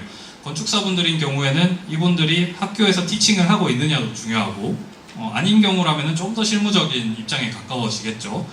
그리고 교수님들 같은 경우에도 학교만 나가시는 분들이 있을 거고 자체적으로 사무실을 운영하시는 분들도 있잖아요. 그러다 보니 그들의 니즈가 어떻게 되는지 여러 방면의 갈래로 찾아보실 필요가 있어요. 예를 들자면은 공승구 교수님 예전에 이제 은퇴하셨죠? 예전에 계셨던 공승구 교수님 같은 경우에는 뭐 미술관 뭐 이런 것들 엄청나게 많이 하셨잖아요. 아무래도 관심사가 그쪽에 있으실 수밖에 없겠죠. 제가 감히 추측하건데. 그리고 뭐 전보림 소장님 같은 경우에는 공공건축, 생활 SOC 이런 것들을 엄청 적극적으로 설계하고 계신 분들이란 말이에요. 그리고 사회적 건축에 대해서 수평적 건축에 대해서 많은 관심을 갖고 활동들을 하고 계신 분들이라 저런 주제에 대해서 상당히 민감하게 반응을 하실 수밖에 없겠죠. 네. 그래서 이 심사위원 풀을 여러분들이 어떻게 해석하느냐도 상당히 중요한 뭐 그런 거다 보시면 되겠습니다. 자, 그 다음에는 이제 제출물이랑 일정 체크를 잘 하셔야 될 텐데 여러분들이 제일 안 되는 게 이거일 거예요. 마감하는 거. 마감. 근데 학교에서는 홍대는 어쩐지 모르겠어요. 제가 있는 학교에서는 이제 10시 반부터 최종 마감 평가다 그러면 맨날 12시에 시작하거든요. 마감들을 다들 못 해가지고 근데 학생일 때는 뭐 애교로 그게 넘어가지지만 이제 사회로 나가게 되면은 마감 시간을 놓치게 되면 제출을 아예 안 받아준다라고 생각하시면 될 거예요. 그래서 제출물이 어떻게 되고 제출의 양이 어떻게 되고 제출하는 시간은 어떻게 되고 제출하는 방법은 어떻게 되는지 꼭 체크를 하셨으면 좋겠어요. 제출하는 방법에 대해서 제가 얘기를 왜 하냐면은 보통 1차, 2차가 나뉘어진 공모전이면은 1차는 우편으로 받는 경우가 많아요. 근데 이 우편으로 받는다는 게 도착분이 있고 소인분이 있어요. 도착분은 19시까지 도착을 해야 된다는 거고 소인분은 19시까지 도장만 찍히면 된다는 거거든요. 그래서 뭐 두 개의 차이가 있으니까 이것 때문에 공모전 그 길바닥에서 울지 마시고 꼭 생각을 좀 해보셨으면 좋겠고, 그리고 제출 규격 같은 경우에는 모형이 좀 민감한 경우가 많은데요. 모형 중에 우리가 XY축은 항상 생각을 하고 있어요. 근데 Z축에 대해서는 생각을 잘 못하고 있거든요. 그래서 높이 제한이 가끔 있는 공모전들이 있어요. 높이 제한. 그래서 모형을 만들 때 높이 40cm 이상 만들지 마라 라고 이렇게 못 박아 놓는 공모전들도 있고, 혹은 높이 제한에 대해서 안 써놓는 공모전들이 있는데, 그러면 꼭 주체에다가 전화해서 체크해 보셔야 돼요. 왜? 어떤 애는 2m짜리 모형을 만들 수도 있잖아요. 그럼 900에 900 만든 다음에 우리는 그냥 단면 모형 하나 만들어가지고 20cm짜리 모형 만들었는데, 어떤 애들은 막 너무 잘 보이고 싶은 나머지 2m짜리 모형 만들어서 용달차 불러가지고 막 왔어. 개념을 표현하는 방법이 다를 수밖에 없을 거 아니에요. 그래서 이게 가능한지 아닌지 꼭 체크를 하셔라 라는 거고요. 자, 이쯤까지 오면은 여러분들이 어느 정도 세팅이 됐다는 거고요. 그러면 이제 뭘 해야 될지 다음 스텝으로 좀 넘어가 봐야겠죠. 자, 첫 번째는 일단 방향 설정하는 거예요. 방향 설정. 방향 설정을 어떻게 하는지는 뭐 여러분들이랑 쭉 지금 얘기를 나눴죠. 맨 처음에 주제문이랑 심사위원 분석하시고 뭐 특이사항이 있으면은 특이사항을 정리해서 그 방향대로 우리가 가면 될 거고, 만약에 어떠한 특이점도 찾지 못했다 그러면 오로지 선택의 폭이 여러분들한테 가시게 되는 거예요. 그래서 그에 관련된 아이디어 회의 하시고 정리하면 되겠다. 우리 설계하는 과정이랑 똑같아요. 근데 그걸 이제 팀플로 하시게 된다는 거고, 좀 더 효율적으로 역할에 맞춰서 PMPA, AA들이 머리를 맞대고 하시면 된다는 거고, 세 번째, 제일 중요한 건데, 대지랑 프로그램을 여러분들이 선정을 하시게 되는 경우가 대다수예요. 아까 뭐 말씀드렸던 근대문화 어쩌고 그 공모전 이외에는 대부분 대지 자유, 프로그램 자유이기 때문에 5학년 졸업 설계를 하는 친구들이 아니라면은 요 분야에 상당히 미숙한 경우들이 많아요. 해본 적이 없으니까. 우리의 대부분 설계 스튜디오는 땅이 정해지고 프로그램이 정해져서 그냥 수동적으로 받아들이기만 했었잖아요. 근데 이번에는 다르다 이거예요. 내가 땅도 정하고 프로그램도 정하다 보니까 대체 어떤 이야기가 있는 대지를 선택해서 어떤 이야기를 넣어줄 거냐, 요것들이 상당히 큰 이슈가 될 거예요. 그래서 요 경우에 3번 이거 하다가 팀이 쪼개지는 경우도 많이 봤어요. 내 땅을 하고 싶은데 자꾸 싫대. 나는 마포구를 하고 싶은데 얘는 자꾸 용산구를 하재. 뭐 이런 얘기가 계속 벌어질 수 있는 거죠. 자, 그 다음에는 뭐 아이디어 설정하시는 건데, 뭐 메인 아이디어 제일 중요합니다. 그래서 다른 것들은 어떻게 돼도 상관없어요. 근데 우리가 사람으로 살아가려면은 제일 중요한 게 뭘까요? 요 두뇌잖아요, 두뇌. 요 두뇌가 메인 아이디어라고 저는 생각을 하거든요. 그래서 여러분들 팀의 가장 중요한 메인 아이디어는 무조건 제일 처음에 정하신 다음에 끝까지 똑같이 가져가셔야 된다 라고 얘기를 하고 싶어요. 나중에 결과물이 뭐 손가락이 4개가 되든 3개가 되든 이거는 뭐 큰 디테일에서는 차이가 없지만, 뇌가 초록색이었다가 빨간색이 되면 안 되겠죠. 그래서 그 메인 아이디어는 무조건 똑같은 친구로 끝날 때까지 가져갈 수 있도록 우리가 지키자라는 생각을 하시면 좋을 것 같아요. 자, 그리고 아이디어 구현을 위해서 뭐 주전략을 설정한다, 이거는 뭐 좀 이따가 도표를 통해서 다시 설명을 드리겠습니다. 그 다음에는 이제 건축화 하시는 거고요. 건축화하는 과정은 여러분들한테 구태여 설명드릴 필요가 없을 것 같아요. 뭐 제일 잘하시는 분야들이니까요. 그래서 중요한 거는 메인 아이디어가 흐트러지지 않는 선에서 건축화를 한다는 거고요. 그게 이제 공중에 흙 뿌려지면 안 된다. 이것만 머릿속에 잘 기억하시면 될 것 같고요. 3번 정도는 좀 기억을 하시면 좋겠어요. 요 매력 있는 건축화라는 되게 모호한 표현을 제가 써놨는데요. 이게 왜 그러냐면 프로젝트마다 매력 있는 이미지들이 다를 수밖에 없어요. 어떤 프로젝트는 제일 중요한 이미지가 단면 두시도일 수 있고요. 어떤 프로젝트는 모형일 수 있고요. 어떤 프로젝트는 1층 평면일 수 있고요. 어떤 프로젝트는 대치도일 수도 있겠죠. 다 다를 거란 말이에요. 그러면 우리 프로젝트가 가장 매력적으로 보일 수 있는 메인 이미지는 무엇인가? 그리고 그걸 어떻게 대체 표현을 할 거냐는 여러분들 팀원들이 머리를 짜 뒤집고 이 프로젝트한테 물어봐야겠죠. 야, 프로젝트야, 너는 뭐가 되고 싶니? 저는 아치가 되고 싶어요. 이러진 않을 거 아니에요. 그런 것들을 어떻게 표현할 거냐, 그리고 그 표현력이 있는 친구가 우리 팀에 있느냐 한번 잘 살펴보실 필요가 있겠다, 이런 얘기입니다. 자, 마지막으로는 프로덕션인데요. 프로덕션 같은 경우에는 제출물 파악이 가장 중요하겠죠. 우리가 어느 규격으로 이 제출물을 만들어서 내야 되는지, 그냥 단순히 PDF 파일을 말아가지고 내면 되는지, 혹은 실제 출력을 해서 뭐 10T 우드락에 붙여가지고 내야 되는지, 이게 풀을 써도 되는지, 77 스프레이만 써야 되는지, 이거 되게 까다롭게 규정이 되어 있는 경우가 많거든요. 그래서 저런 것들을 지키지 않았을 때는 제출을 못하는 경우들이 많기 때문에 여러분들의 소중한 설계안, 그리고 여러분들의 소중한 해상도가 담긴 것들을 잘 제출하실 수 있도록 프로덕션 하는 요 과정도 좀 잘 보셨으면 좋겠다는 겁니다. 특히 이제 모형 같은 경우에는 여러분들 규격을 어겨가지고 실격으로 아예 접수 못 받는 경우들도 왕왕 있거든요. 제가 접수하러 갔다가 거기 길바닥에 앉아서 우는 친구들을 몇 번 봤었어요. 접수를 안 받아줘가지고 열심히 한 몇 달 동안 밤새가며 만들었는데 최종적으로 접수를 안 해주니까 상당히 속상하겠죠. 자, 그리고 제일 중요한 거는 피드백인데요. 자, 피드백. 우리가 미드텀이랑 파이널을 왜 할까? 왜 할까요? 특히 이제 외부에서 손님들을 왜 부를까? 다른 가능성이 있지는 않았는지에 대해서 점검받기 위해서거든요. 우리 공모전도 똑같아요. 우리가 같은 해상도로 대부분 구성된 팀을 꾸리기 때문에 우리가 생각지도 못한 문제들이 우리 계획 안에 있는 경우들이 많아요. 그래서 그것들을 꼭 체크하기 위해서 같은 팀 이외의 친구들한테 피드백을 받는 것도 중요하고, 이게 학교 내에서 교수님들과의 관계가 좀 화목하다면은 교수님 연구실에 똑똑하고 들어가서 피드백 받아보시는 것도 중요하고, 물론 그랬다가 이렇게 다 빨간 펜이 이렇게 쳐져 이런 경우도 생기겠죠.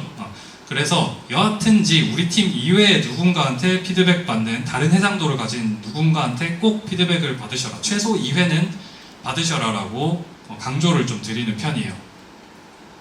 자, 그리고 제일 중요한 건 근데 마감이죠. 마감을 어떻게 할 거냐, 제출을 어떻게 할 거냐, 제출을 누가 어떤 방식으로 어떻게 할 거냐, 이거 꼭 신경 쓰셨으면 좋겠고요. 가끔 뭐 이제 지방에 있는 건축대전 공모전을 참가하시는 경우도 있는데, 예를 들어서 뭐 전라도 건축 공모전을 여러분들이 하세요. 뭐 전국 공모전, 전국 대상으로 이렇게 할 수도 있으니까. 그럼 전주까지 가야 될 거 아니에요? 전주까지 대체 어떻게 갈 거냐? 모형 들고 KTX 타고 갈게요? 아니면은 뭐 차를 빌려서 갈 거야? 자차가 있어가지고 거기 트렁크에 싣고 갈 거야? 이런 것들 되게 사소한 것 같지만 실물이 있는 모형들은 누군가는 거기다가 갖다 줘야 된다는 거고, 공모전 수상을 하고 전시하고 이후에 또 우리가 가져와야 되잖아요. 그것까지 누가 맡을 것이냐를 미리 정해놓지 않으면은 또 2학기 때 싸워요. 그러니까 그런 것들에 대해서도 미리 좀 생각하시고, 제출 마감보다 최소한도 30분은 일찍 도착하셔가지고 접수를 하셔라 라는 거죠. 왜냐, 접수원들도 사람이기 때문에 접수 받는 사람이 뭔가를 찝어내실 수도 있어요. 우리가 접수가 된 줄 알았는데 접수가 되지 않았다든지, 사람이 너무 길게 줄을 서 있어가지고 1시간 전에 갔는데 접수를 못할 수도 있고, 뭐 이런 여러 가지 이슈들이 생길 수 있으니까 무조건 일찍 도착하셔가지고 일찍 접수하시고 그 다음에 이제 회포를 풀러 가셔라 라는 거죠. 자, 그래서 우리 재민아이한테 물어봐도 제출 못하면은 안 된다고 이렇게 막 못 박아놨잖아요. 진짜 안 받아줘요. 진짜 안 받아주기 때문에 저는 뭐 어떤 그 해상도 어쩌고 건축 어쩌고 저쩌고라고 했지만 제일 중요한 건 마감하는 습관인 것 같아요. 마감을 제때 잘 하자라는 습관을 가지고 여러분들이 졸업을 하셨으면 좋겠다. 가장 큰 바람이 있습니다. 자, 큰 얘기는 끝났고요. 이제 가벼운 얘기로 좀 넘어가 볼게요. 자, 그래서 앞에 있는 사람이 뭐 한 1시간여간 떠들었어요. 1시간여간 떠들었는데, 자, 꿀팁 없냐? 라는 생각부터 먼저 드실 거예요. 일단 원래 잘 먹히는 주제들이 있어요. 너무나 당연한 것들인데, 사회가 고도화될수록 사회 문제들이 엄청나게 격화되는 양상을 보이겠죠. 그럼 그것들을 어떻게 건축적으로 해결할 거냐라는 커다란 주제를 가지고 여러분들이 이 설계안을 만들어낼 수 있고요. 이게 제일 잘 먹히는 것 같아요. 예를 들면은 저기 등촌동에 등촌 얼린 플라자라고 있습니다. 보이드 아키텍트라는 회사에서 설계한 건물인데요. 거기가 이제 장애인 여러분들을 위한 복지 시설이에요. 뭐 이제 수영장도 있고요. 뭐 이제 재활을 도와주는 뭐 그런 여러 가지 시설도 있고 재교육화를 하는 이런 교육장도 있고 한 시설인데 그게 잡음이 너무 많아가지고 현상설계 당선이 2017년인가 뭐 그때 되셨는데 이제야 완공이 됐어요.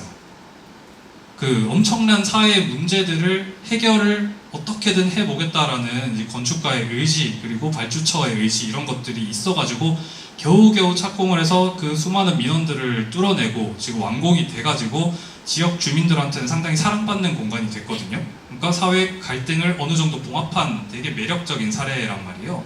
그렇게까지는 가지 못하더라도 여러분들이 그러면은 내가 그 설계자 당사자가 되었을 때 내 건물을 통해서 내 건축을 통해서 대체 어떻게 이것들을 해결해 줄 거냐라는 걸 상상해 볼 수는 있겠죠.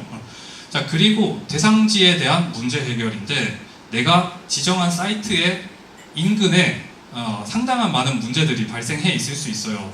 뭐 정말 쉽게 예를 들면은 졸업설계 사이트로 많이 나오는 그 영등포에 있는 대선제분 그리고 그 영등포 역 앞에 있는 사창가 공간 거기를 대체 어떻게 해줄 거냐라는 뭐 그런 문제들을 대상으로 뭐 해볼 수도 있을 텐데 이건 너무 식상하죠. 너무나 많은 사람들이 다뤘던 문제니까. 그리고 뭐 지금 2026년에 환경 문제 같은 것들 이건 뭐 단골 주제로 누구나 관심을 갖고 있는 것들이라 이 1번, 2번, 3번은 여러분들이 공모전을 굳이 하지 않더라도 건축하는 사람이라면 한 번쯤 다 생각해 볼 만한 문제이기는 합니다.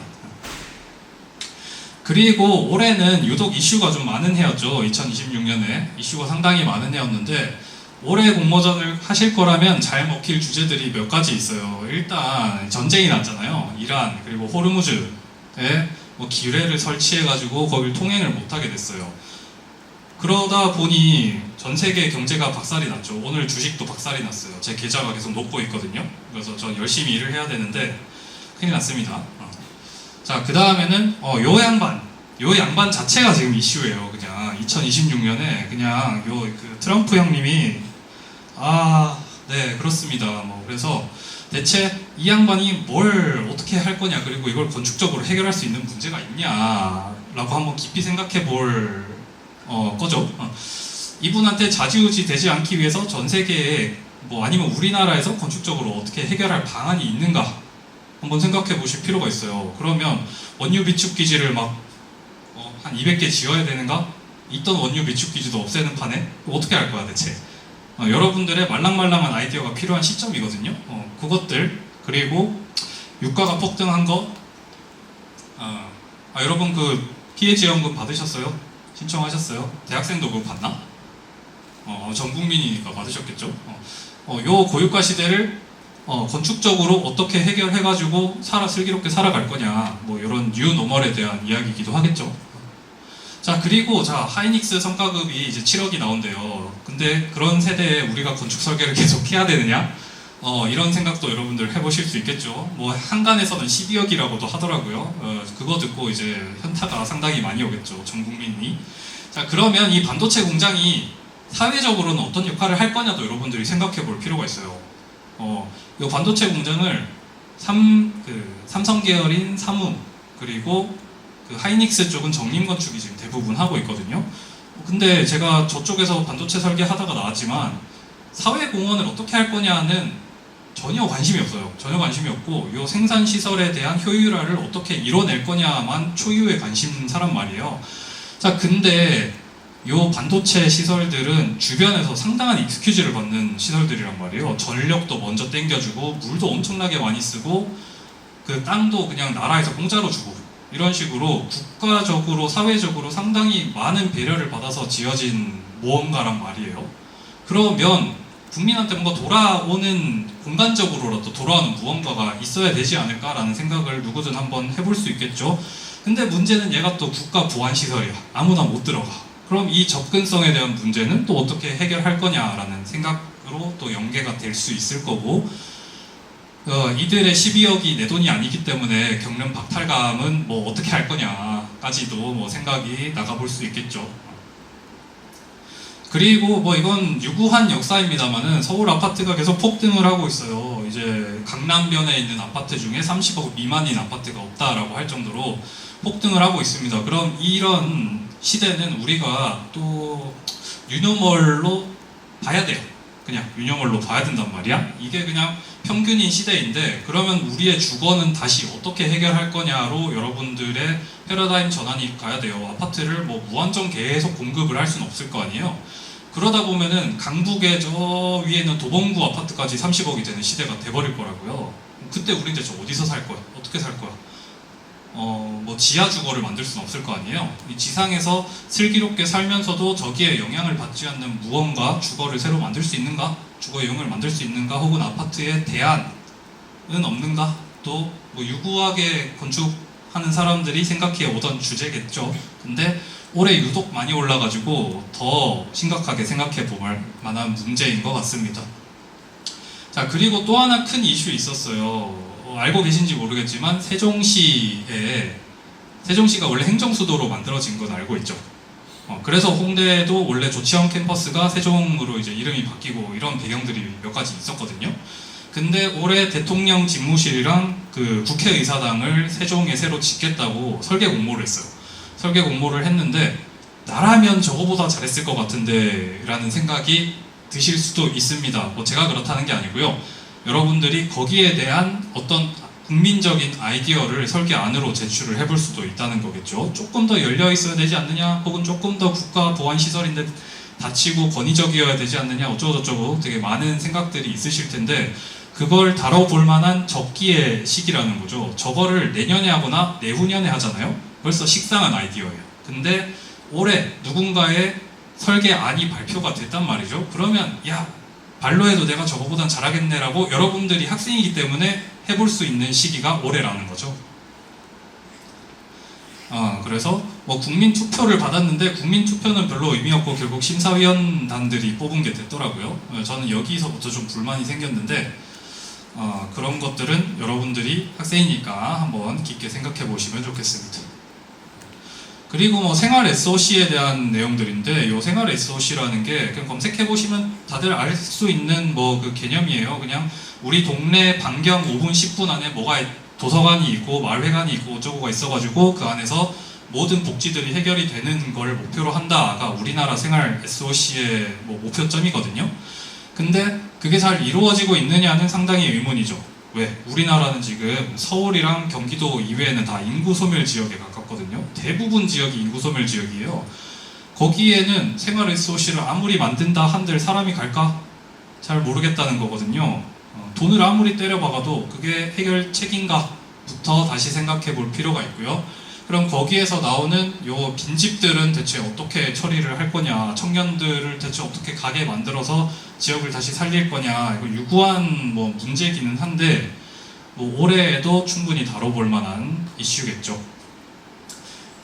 요 프로그램 아실지 모르겠어요. MBC에서 빈집살레라는 프로그램을 예전에 한번 했었거든요. 그때 시즌 3에 여러 건축가들 초청해가지고 전주에 이제 인구 소멸 지역 하나를 사이트로 정해서 한 5개 정도 건물 리노베이션하는 프로젝트를 했었어요. 그래서 되게 예쁜 카페들로 그 재구축을 해가지고 관광객을 끌어오면은 뭐 그 동네가 다시 재생이 되지 않을까라는 되게 나이브한 생각으로 프로젝트를 진행을 했단 말이에요. 그 프로젝트 진행하고 15개월 만에 전부 다 망했어요, 가게들이. 그 도시가 재생이 되는 게 아니고 그냥 돈만 때려 붓고 망한 프로젝트가 돼버렸거든요. 그럼 그게 왜 망했을까? 뭐 나라면 달랐을 텐데 같은 아이디어들을 실험해 볼 만한 좋은 기회가 되겠죠. 그리고 뭐 이런 것도 있어요. 뭐 뉴스 기사에서 봤는지 모르겠는데 요즘 초등학생 친구들은 운동회를 못 하거든요. 왜? 민원이 자꾸 들어와가지고 시끄럽다, 나 교대 근무하고 와서 자야 되는데 왜 뛰어놀고 있느냐, 이런 거부터 해가지고 뭐 초등학교에서 운동회를 하더라도 천군 백군 못 나눠가지고 뭐 싸우지도 못하고 누가 이겼네 아니네 이런 것도 못해요. 달리기 했을 때 1, 2, 3등 도장도 안 찍어주고 스탬프도 없어. 그런 식의 이제 이 사회를 살고 있는데, 그러면 이 학교 차원에서, 학교 건축 차원에서 이런 것들을 막아줄 수 있는 방법이 있는가 또 생각해 볼 필요가 있겠죠. 그래서 아파트는 초품화를 엄청 좋아하면서 초등학교에서 운동회 하면은 민원을 막 100건씩 넣거든요. 희한한 사회죠. 이 사회 문제를 건축적으로 해결해 줄 수 있는 방안이 있을까? 한번 생각해 보시면 아주 좋은 또 주제가 하나 뚝딱 나올 것 같습니다. 그리고 뭐 AI죠. AI 시대의 건축은 이제 좀 지겹죠, 오히려. 참신한 주제는 아니에요. 이게 뭐 한 2년, 3년 전부터 건축가 AI 어쩌고 하면서 맨날 특강들 오시고, 저기 큰 건축사 사무소에서 AI 쓰는 부서에서 오셔서 특강들 많이 하셨을 거 아니에요. 홍대다 보니까. 근데 그런 식상한 뭐 이미지 관련된 이야기들 말고, 실제 저 AI가 건축이랑 대체 어떤 연관이 있어서 미래의 건축이 어떻게 될 거냐는 여러분들이 계속 생각을 해보시는 게 좋지 않을까 싶어요. 예전에 이제 코로나 이후에 건축이 어떻게 변화할 것인가부터 많은 담론이 있었잖아요. 여러분들은 코로나 시대 때 혹시 고등학생이었나요? 무섭군요. 네. 무섭습니다. 네. 그 시대에 새로 걸맞는 건축이 있었던 것처럼 AI 시대에 걸맞는 건축은 무엇냐, 그리고 포스트 AI가 결국 발전하면 사람이랑 차이가 있을까 하는 생각이 제가 계속 들거든요. 그때의 건축은 어때야 되느냐도 생각해 보시면 좋겠고, 근데 그의 반면에 AI가 미친듯이 발전했을 때 우리는 오히려 탈 AI가 될 수 있단 말이죠. 그게 듄이라는 소설 그리고 영화의 내용 중 하나인데, 그 시대를 맞이했을 때는 오히려 우리가 중세로 돌아갈 수 있단 말이지. 그때는 어떻게 될 건가도 한번 생각해 보면 좋겠죠. 이렇게 될 수 있다는 거예요. 우리는 생체 배터리가 될 수도 있는데, 생체 배터리를 꽂는 건축은 어떻게 될 거냐도 한번 생각해 볼 만한 문제라는 거죠. 자, 여기에서 근데 중요한 거는 여러분들이 각 주제를 대하는 해상도예요. 그리고 그 주제를 통해서 제출할 공모전의 해상도를 어떻게 조절할 거냐인데요. 요 캐릭터 혹시 아세요? 아직도 유명한 계절, 되게 신기하더라고.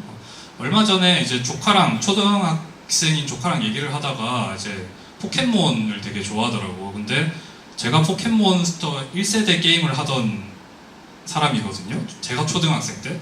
그 똑같은 게임을 조카가 하고 있더라고요. 30년이 지났는데. 그래서 너무 소름이 돋아가지고, 잘 만든 IP는 계속 가는구나 생각이 들었어요. 뭐 여러분들 설계도 잘 만드셔서 30년 가시면 좋겠죠.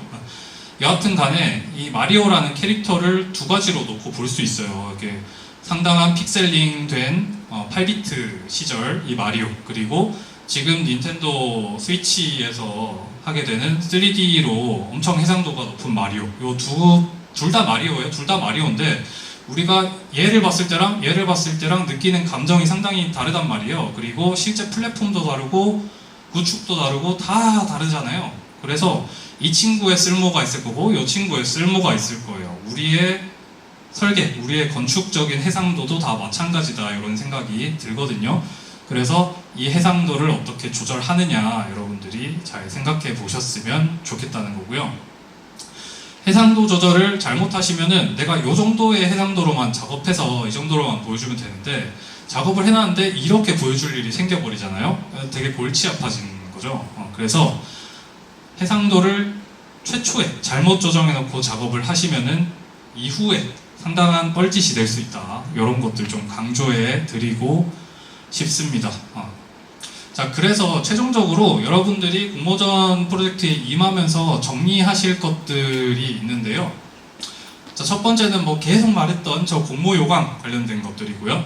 두 번째는 그 공모 요강이랑 주제문을 정독하시고 좀 글을 써보시면 좋겠다, 이런 생각들을 항상 하는데, 지금 여러분들 세대가 AI 때문에 글쓰기가 조금 더 멀어진 것 같아요. 조금 더 멀어지고 있는 세대인 것 같아요. 왜냐하면 에세이나 뭐 레포트 같은 거 쓰실 때 대부분 제미나이 그리고 챗GPT 친구랑 같이 쓰잖아요. 뭐 나만 혼자 쓰는 게 아니고 그 친구랑 같이 웃으면서 쓰실 텐데, 그런 것 좀 다 배제를 하시고 이 공모요강 주제문 혹은 우리가 설정한 해상도의 주제에 맞춰가지고 떠오르는 생각들을 그냥 자유롭게 쓰는 훈련들을 많이 해보시면 좋을 것 같아요. 그리고 그것들이 정리된 문장이 아니어도 참 좋고, 단어 뭐 조그만한 문장, 시, 글 뭐 다 오케이. 그냥 여러분들의 손으로 쓰셨으면 좋겠는데요. 여러분들 손으로 쓰셨을 때 좋은 점이 뭐냐면은 뇌가 활성화되거든요. 뇌가 활성화되다 보면은 생각에 생각을 계속 꼬리 물게 돼요. 여러분 혹시 나무위키라는 플랫폼 아시는지 모르겠어요.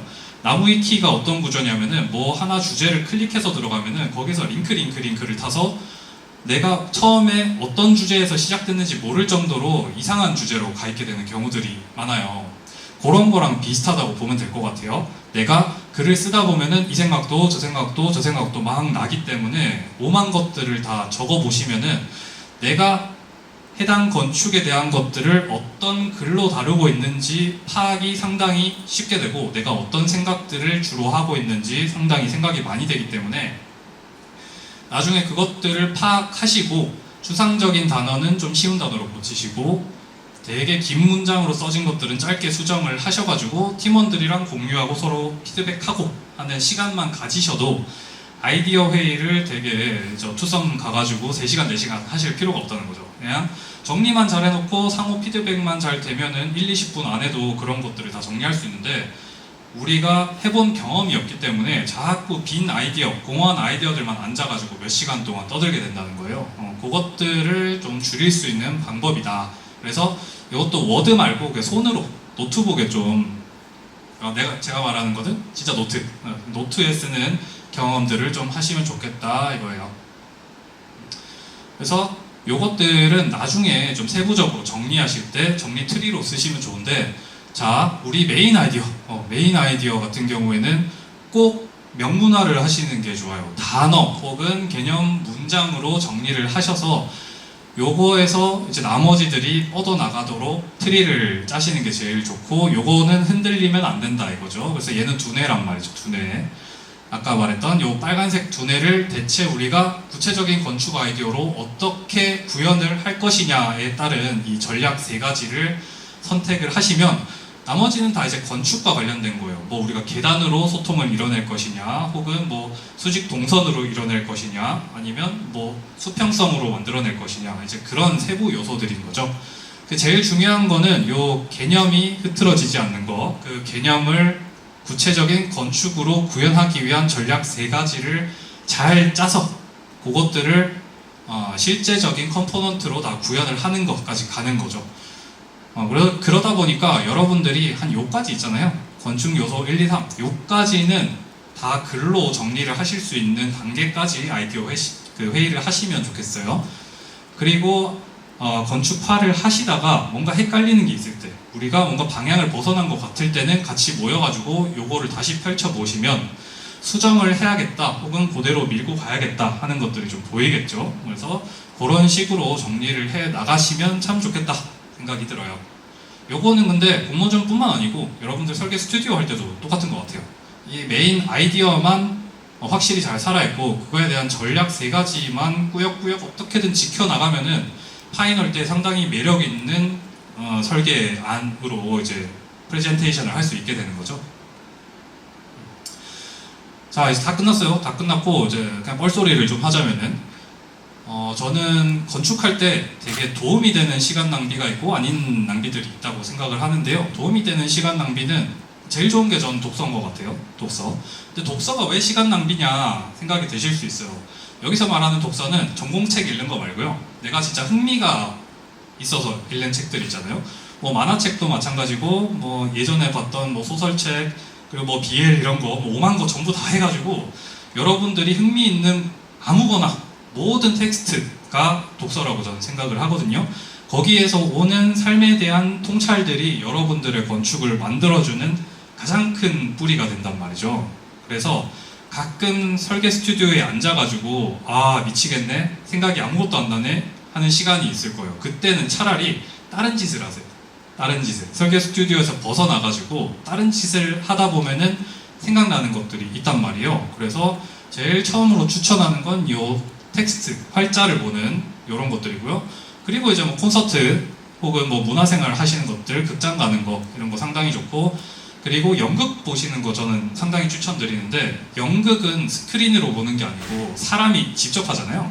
그러다 보니까 매 순간마다 달라요. 그리고 배우마다 다르고, 이 사람이 이 캐릭터를, 같은 캐릭터를 어떻게 해석하는지, 그의 손짓 발짓은 어떤 식으로 나한테 영감을 주는지, 이런 것들을 관찰하시다 보면은, 그럼 내가 건축을 할 때는 이 사람을 감동시키기 위해서 어떤 방향으로 설계를 해야 될까?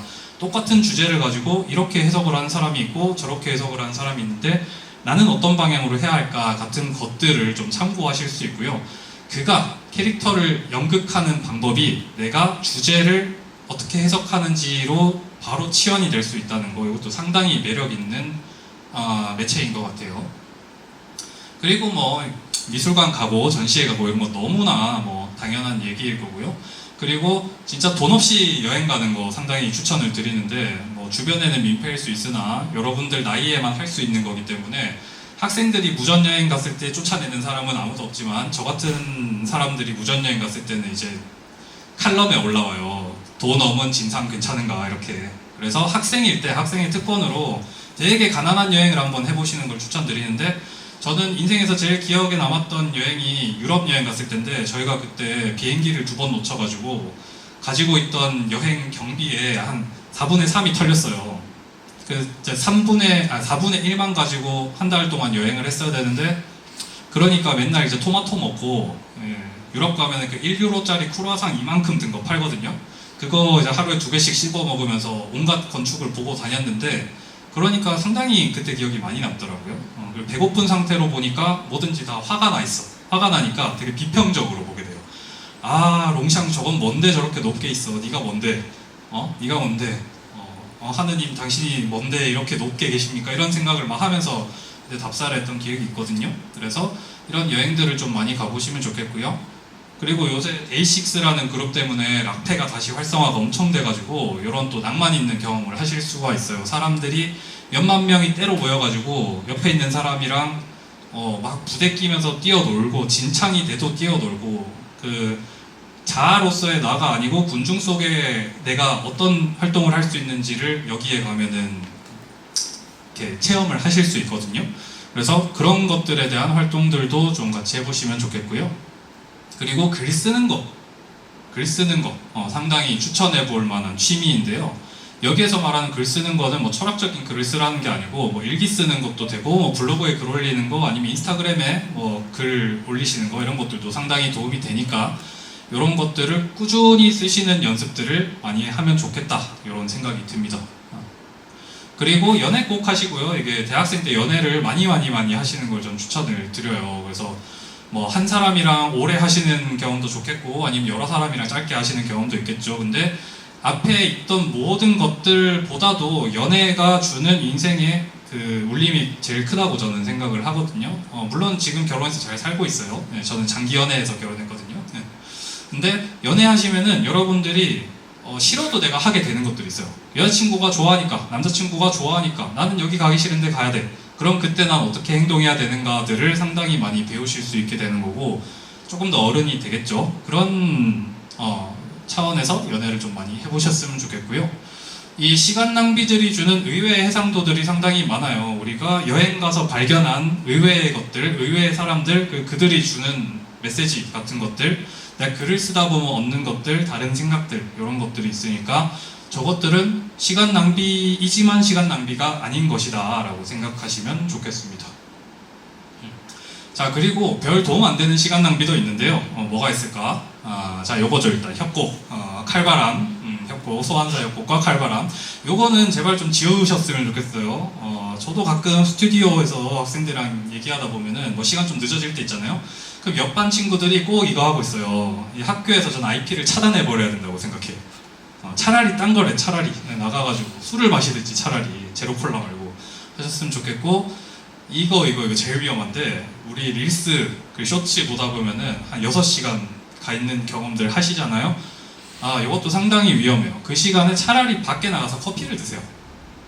우리 도파민에서 조금 빠질 필요가 있다라고 저는 생각을 하거든요. 현대는 너무 도파민이 가득한 사회라 가지고 뭐 저도 잘 못하는 거기는 해요. 왔다 갔다 하면서 2시간씩 릴스 보고 이럴 때도 있는데 여러분들의 시간 낭비는 하지 말라는 게 아니고 조금 다른 형태로 하셨으면 좋겠다라는 거죠. 왜? 그냥 제가 조금 더 산 사람으로서 너무 이 찬란한 청춘이 아깝다 이거지.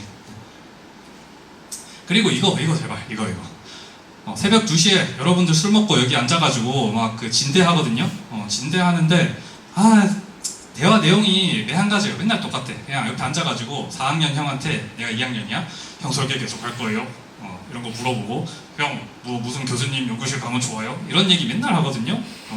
그럴 시간에 트라이를 하셨으면 좋겠어요. 그냥 내가 만약에 설계를 해야 될지 말아야 될지 너무 고민이 돼. 그러면은 4학년을 붙잡고 물어볼 게 아니고 실무자를 붙잡고 물어보는 게 낫고 교수님을 붙잡고 물어보는 게 낫고, 혹은 그것조차도 나한테 인생에 별 도움이 안 돼. 그러면 아예 극단적으로 열심히 해보는 경험을 해보셨으면 좋겠어요. 내가 설계에 재능이 있는지 내가 설계를 재밌어 하는지 잘 감이 안 와요. 그런 순간에는 미친 듯이 해보시고 결론을 내보면 참 좋겠다라는 생각이 들거든요. 내가 할 수 있는 만큼 했는데 정말 내가 이 단전에 있는 모든 힘을 다 끌어다 썼는데 설계가 내 길이 아닌 것 같아. 그럼 접어야지. 그럼 딴 길 가야 돼요. 우리가 로스쿨 준비를 하든지 아니면은 저기 의대 편입을 하든지 이런 걸 해야 되는데, 단전까지 다 끌어다 썼더니 이게 뭐 도파민이 도는 건지 엔돌핀이 도는 건지 너무 재밌어. 그러면 이제 축하를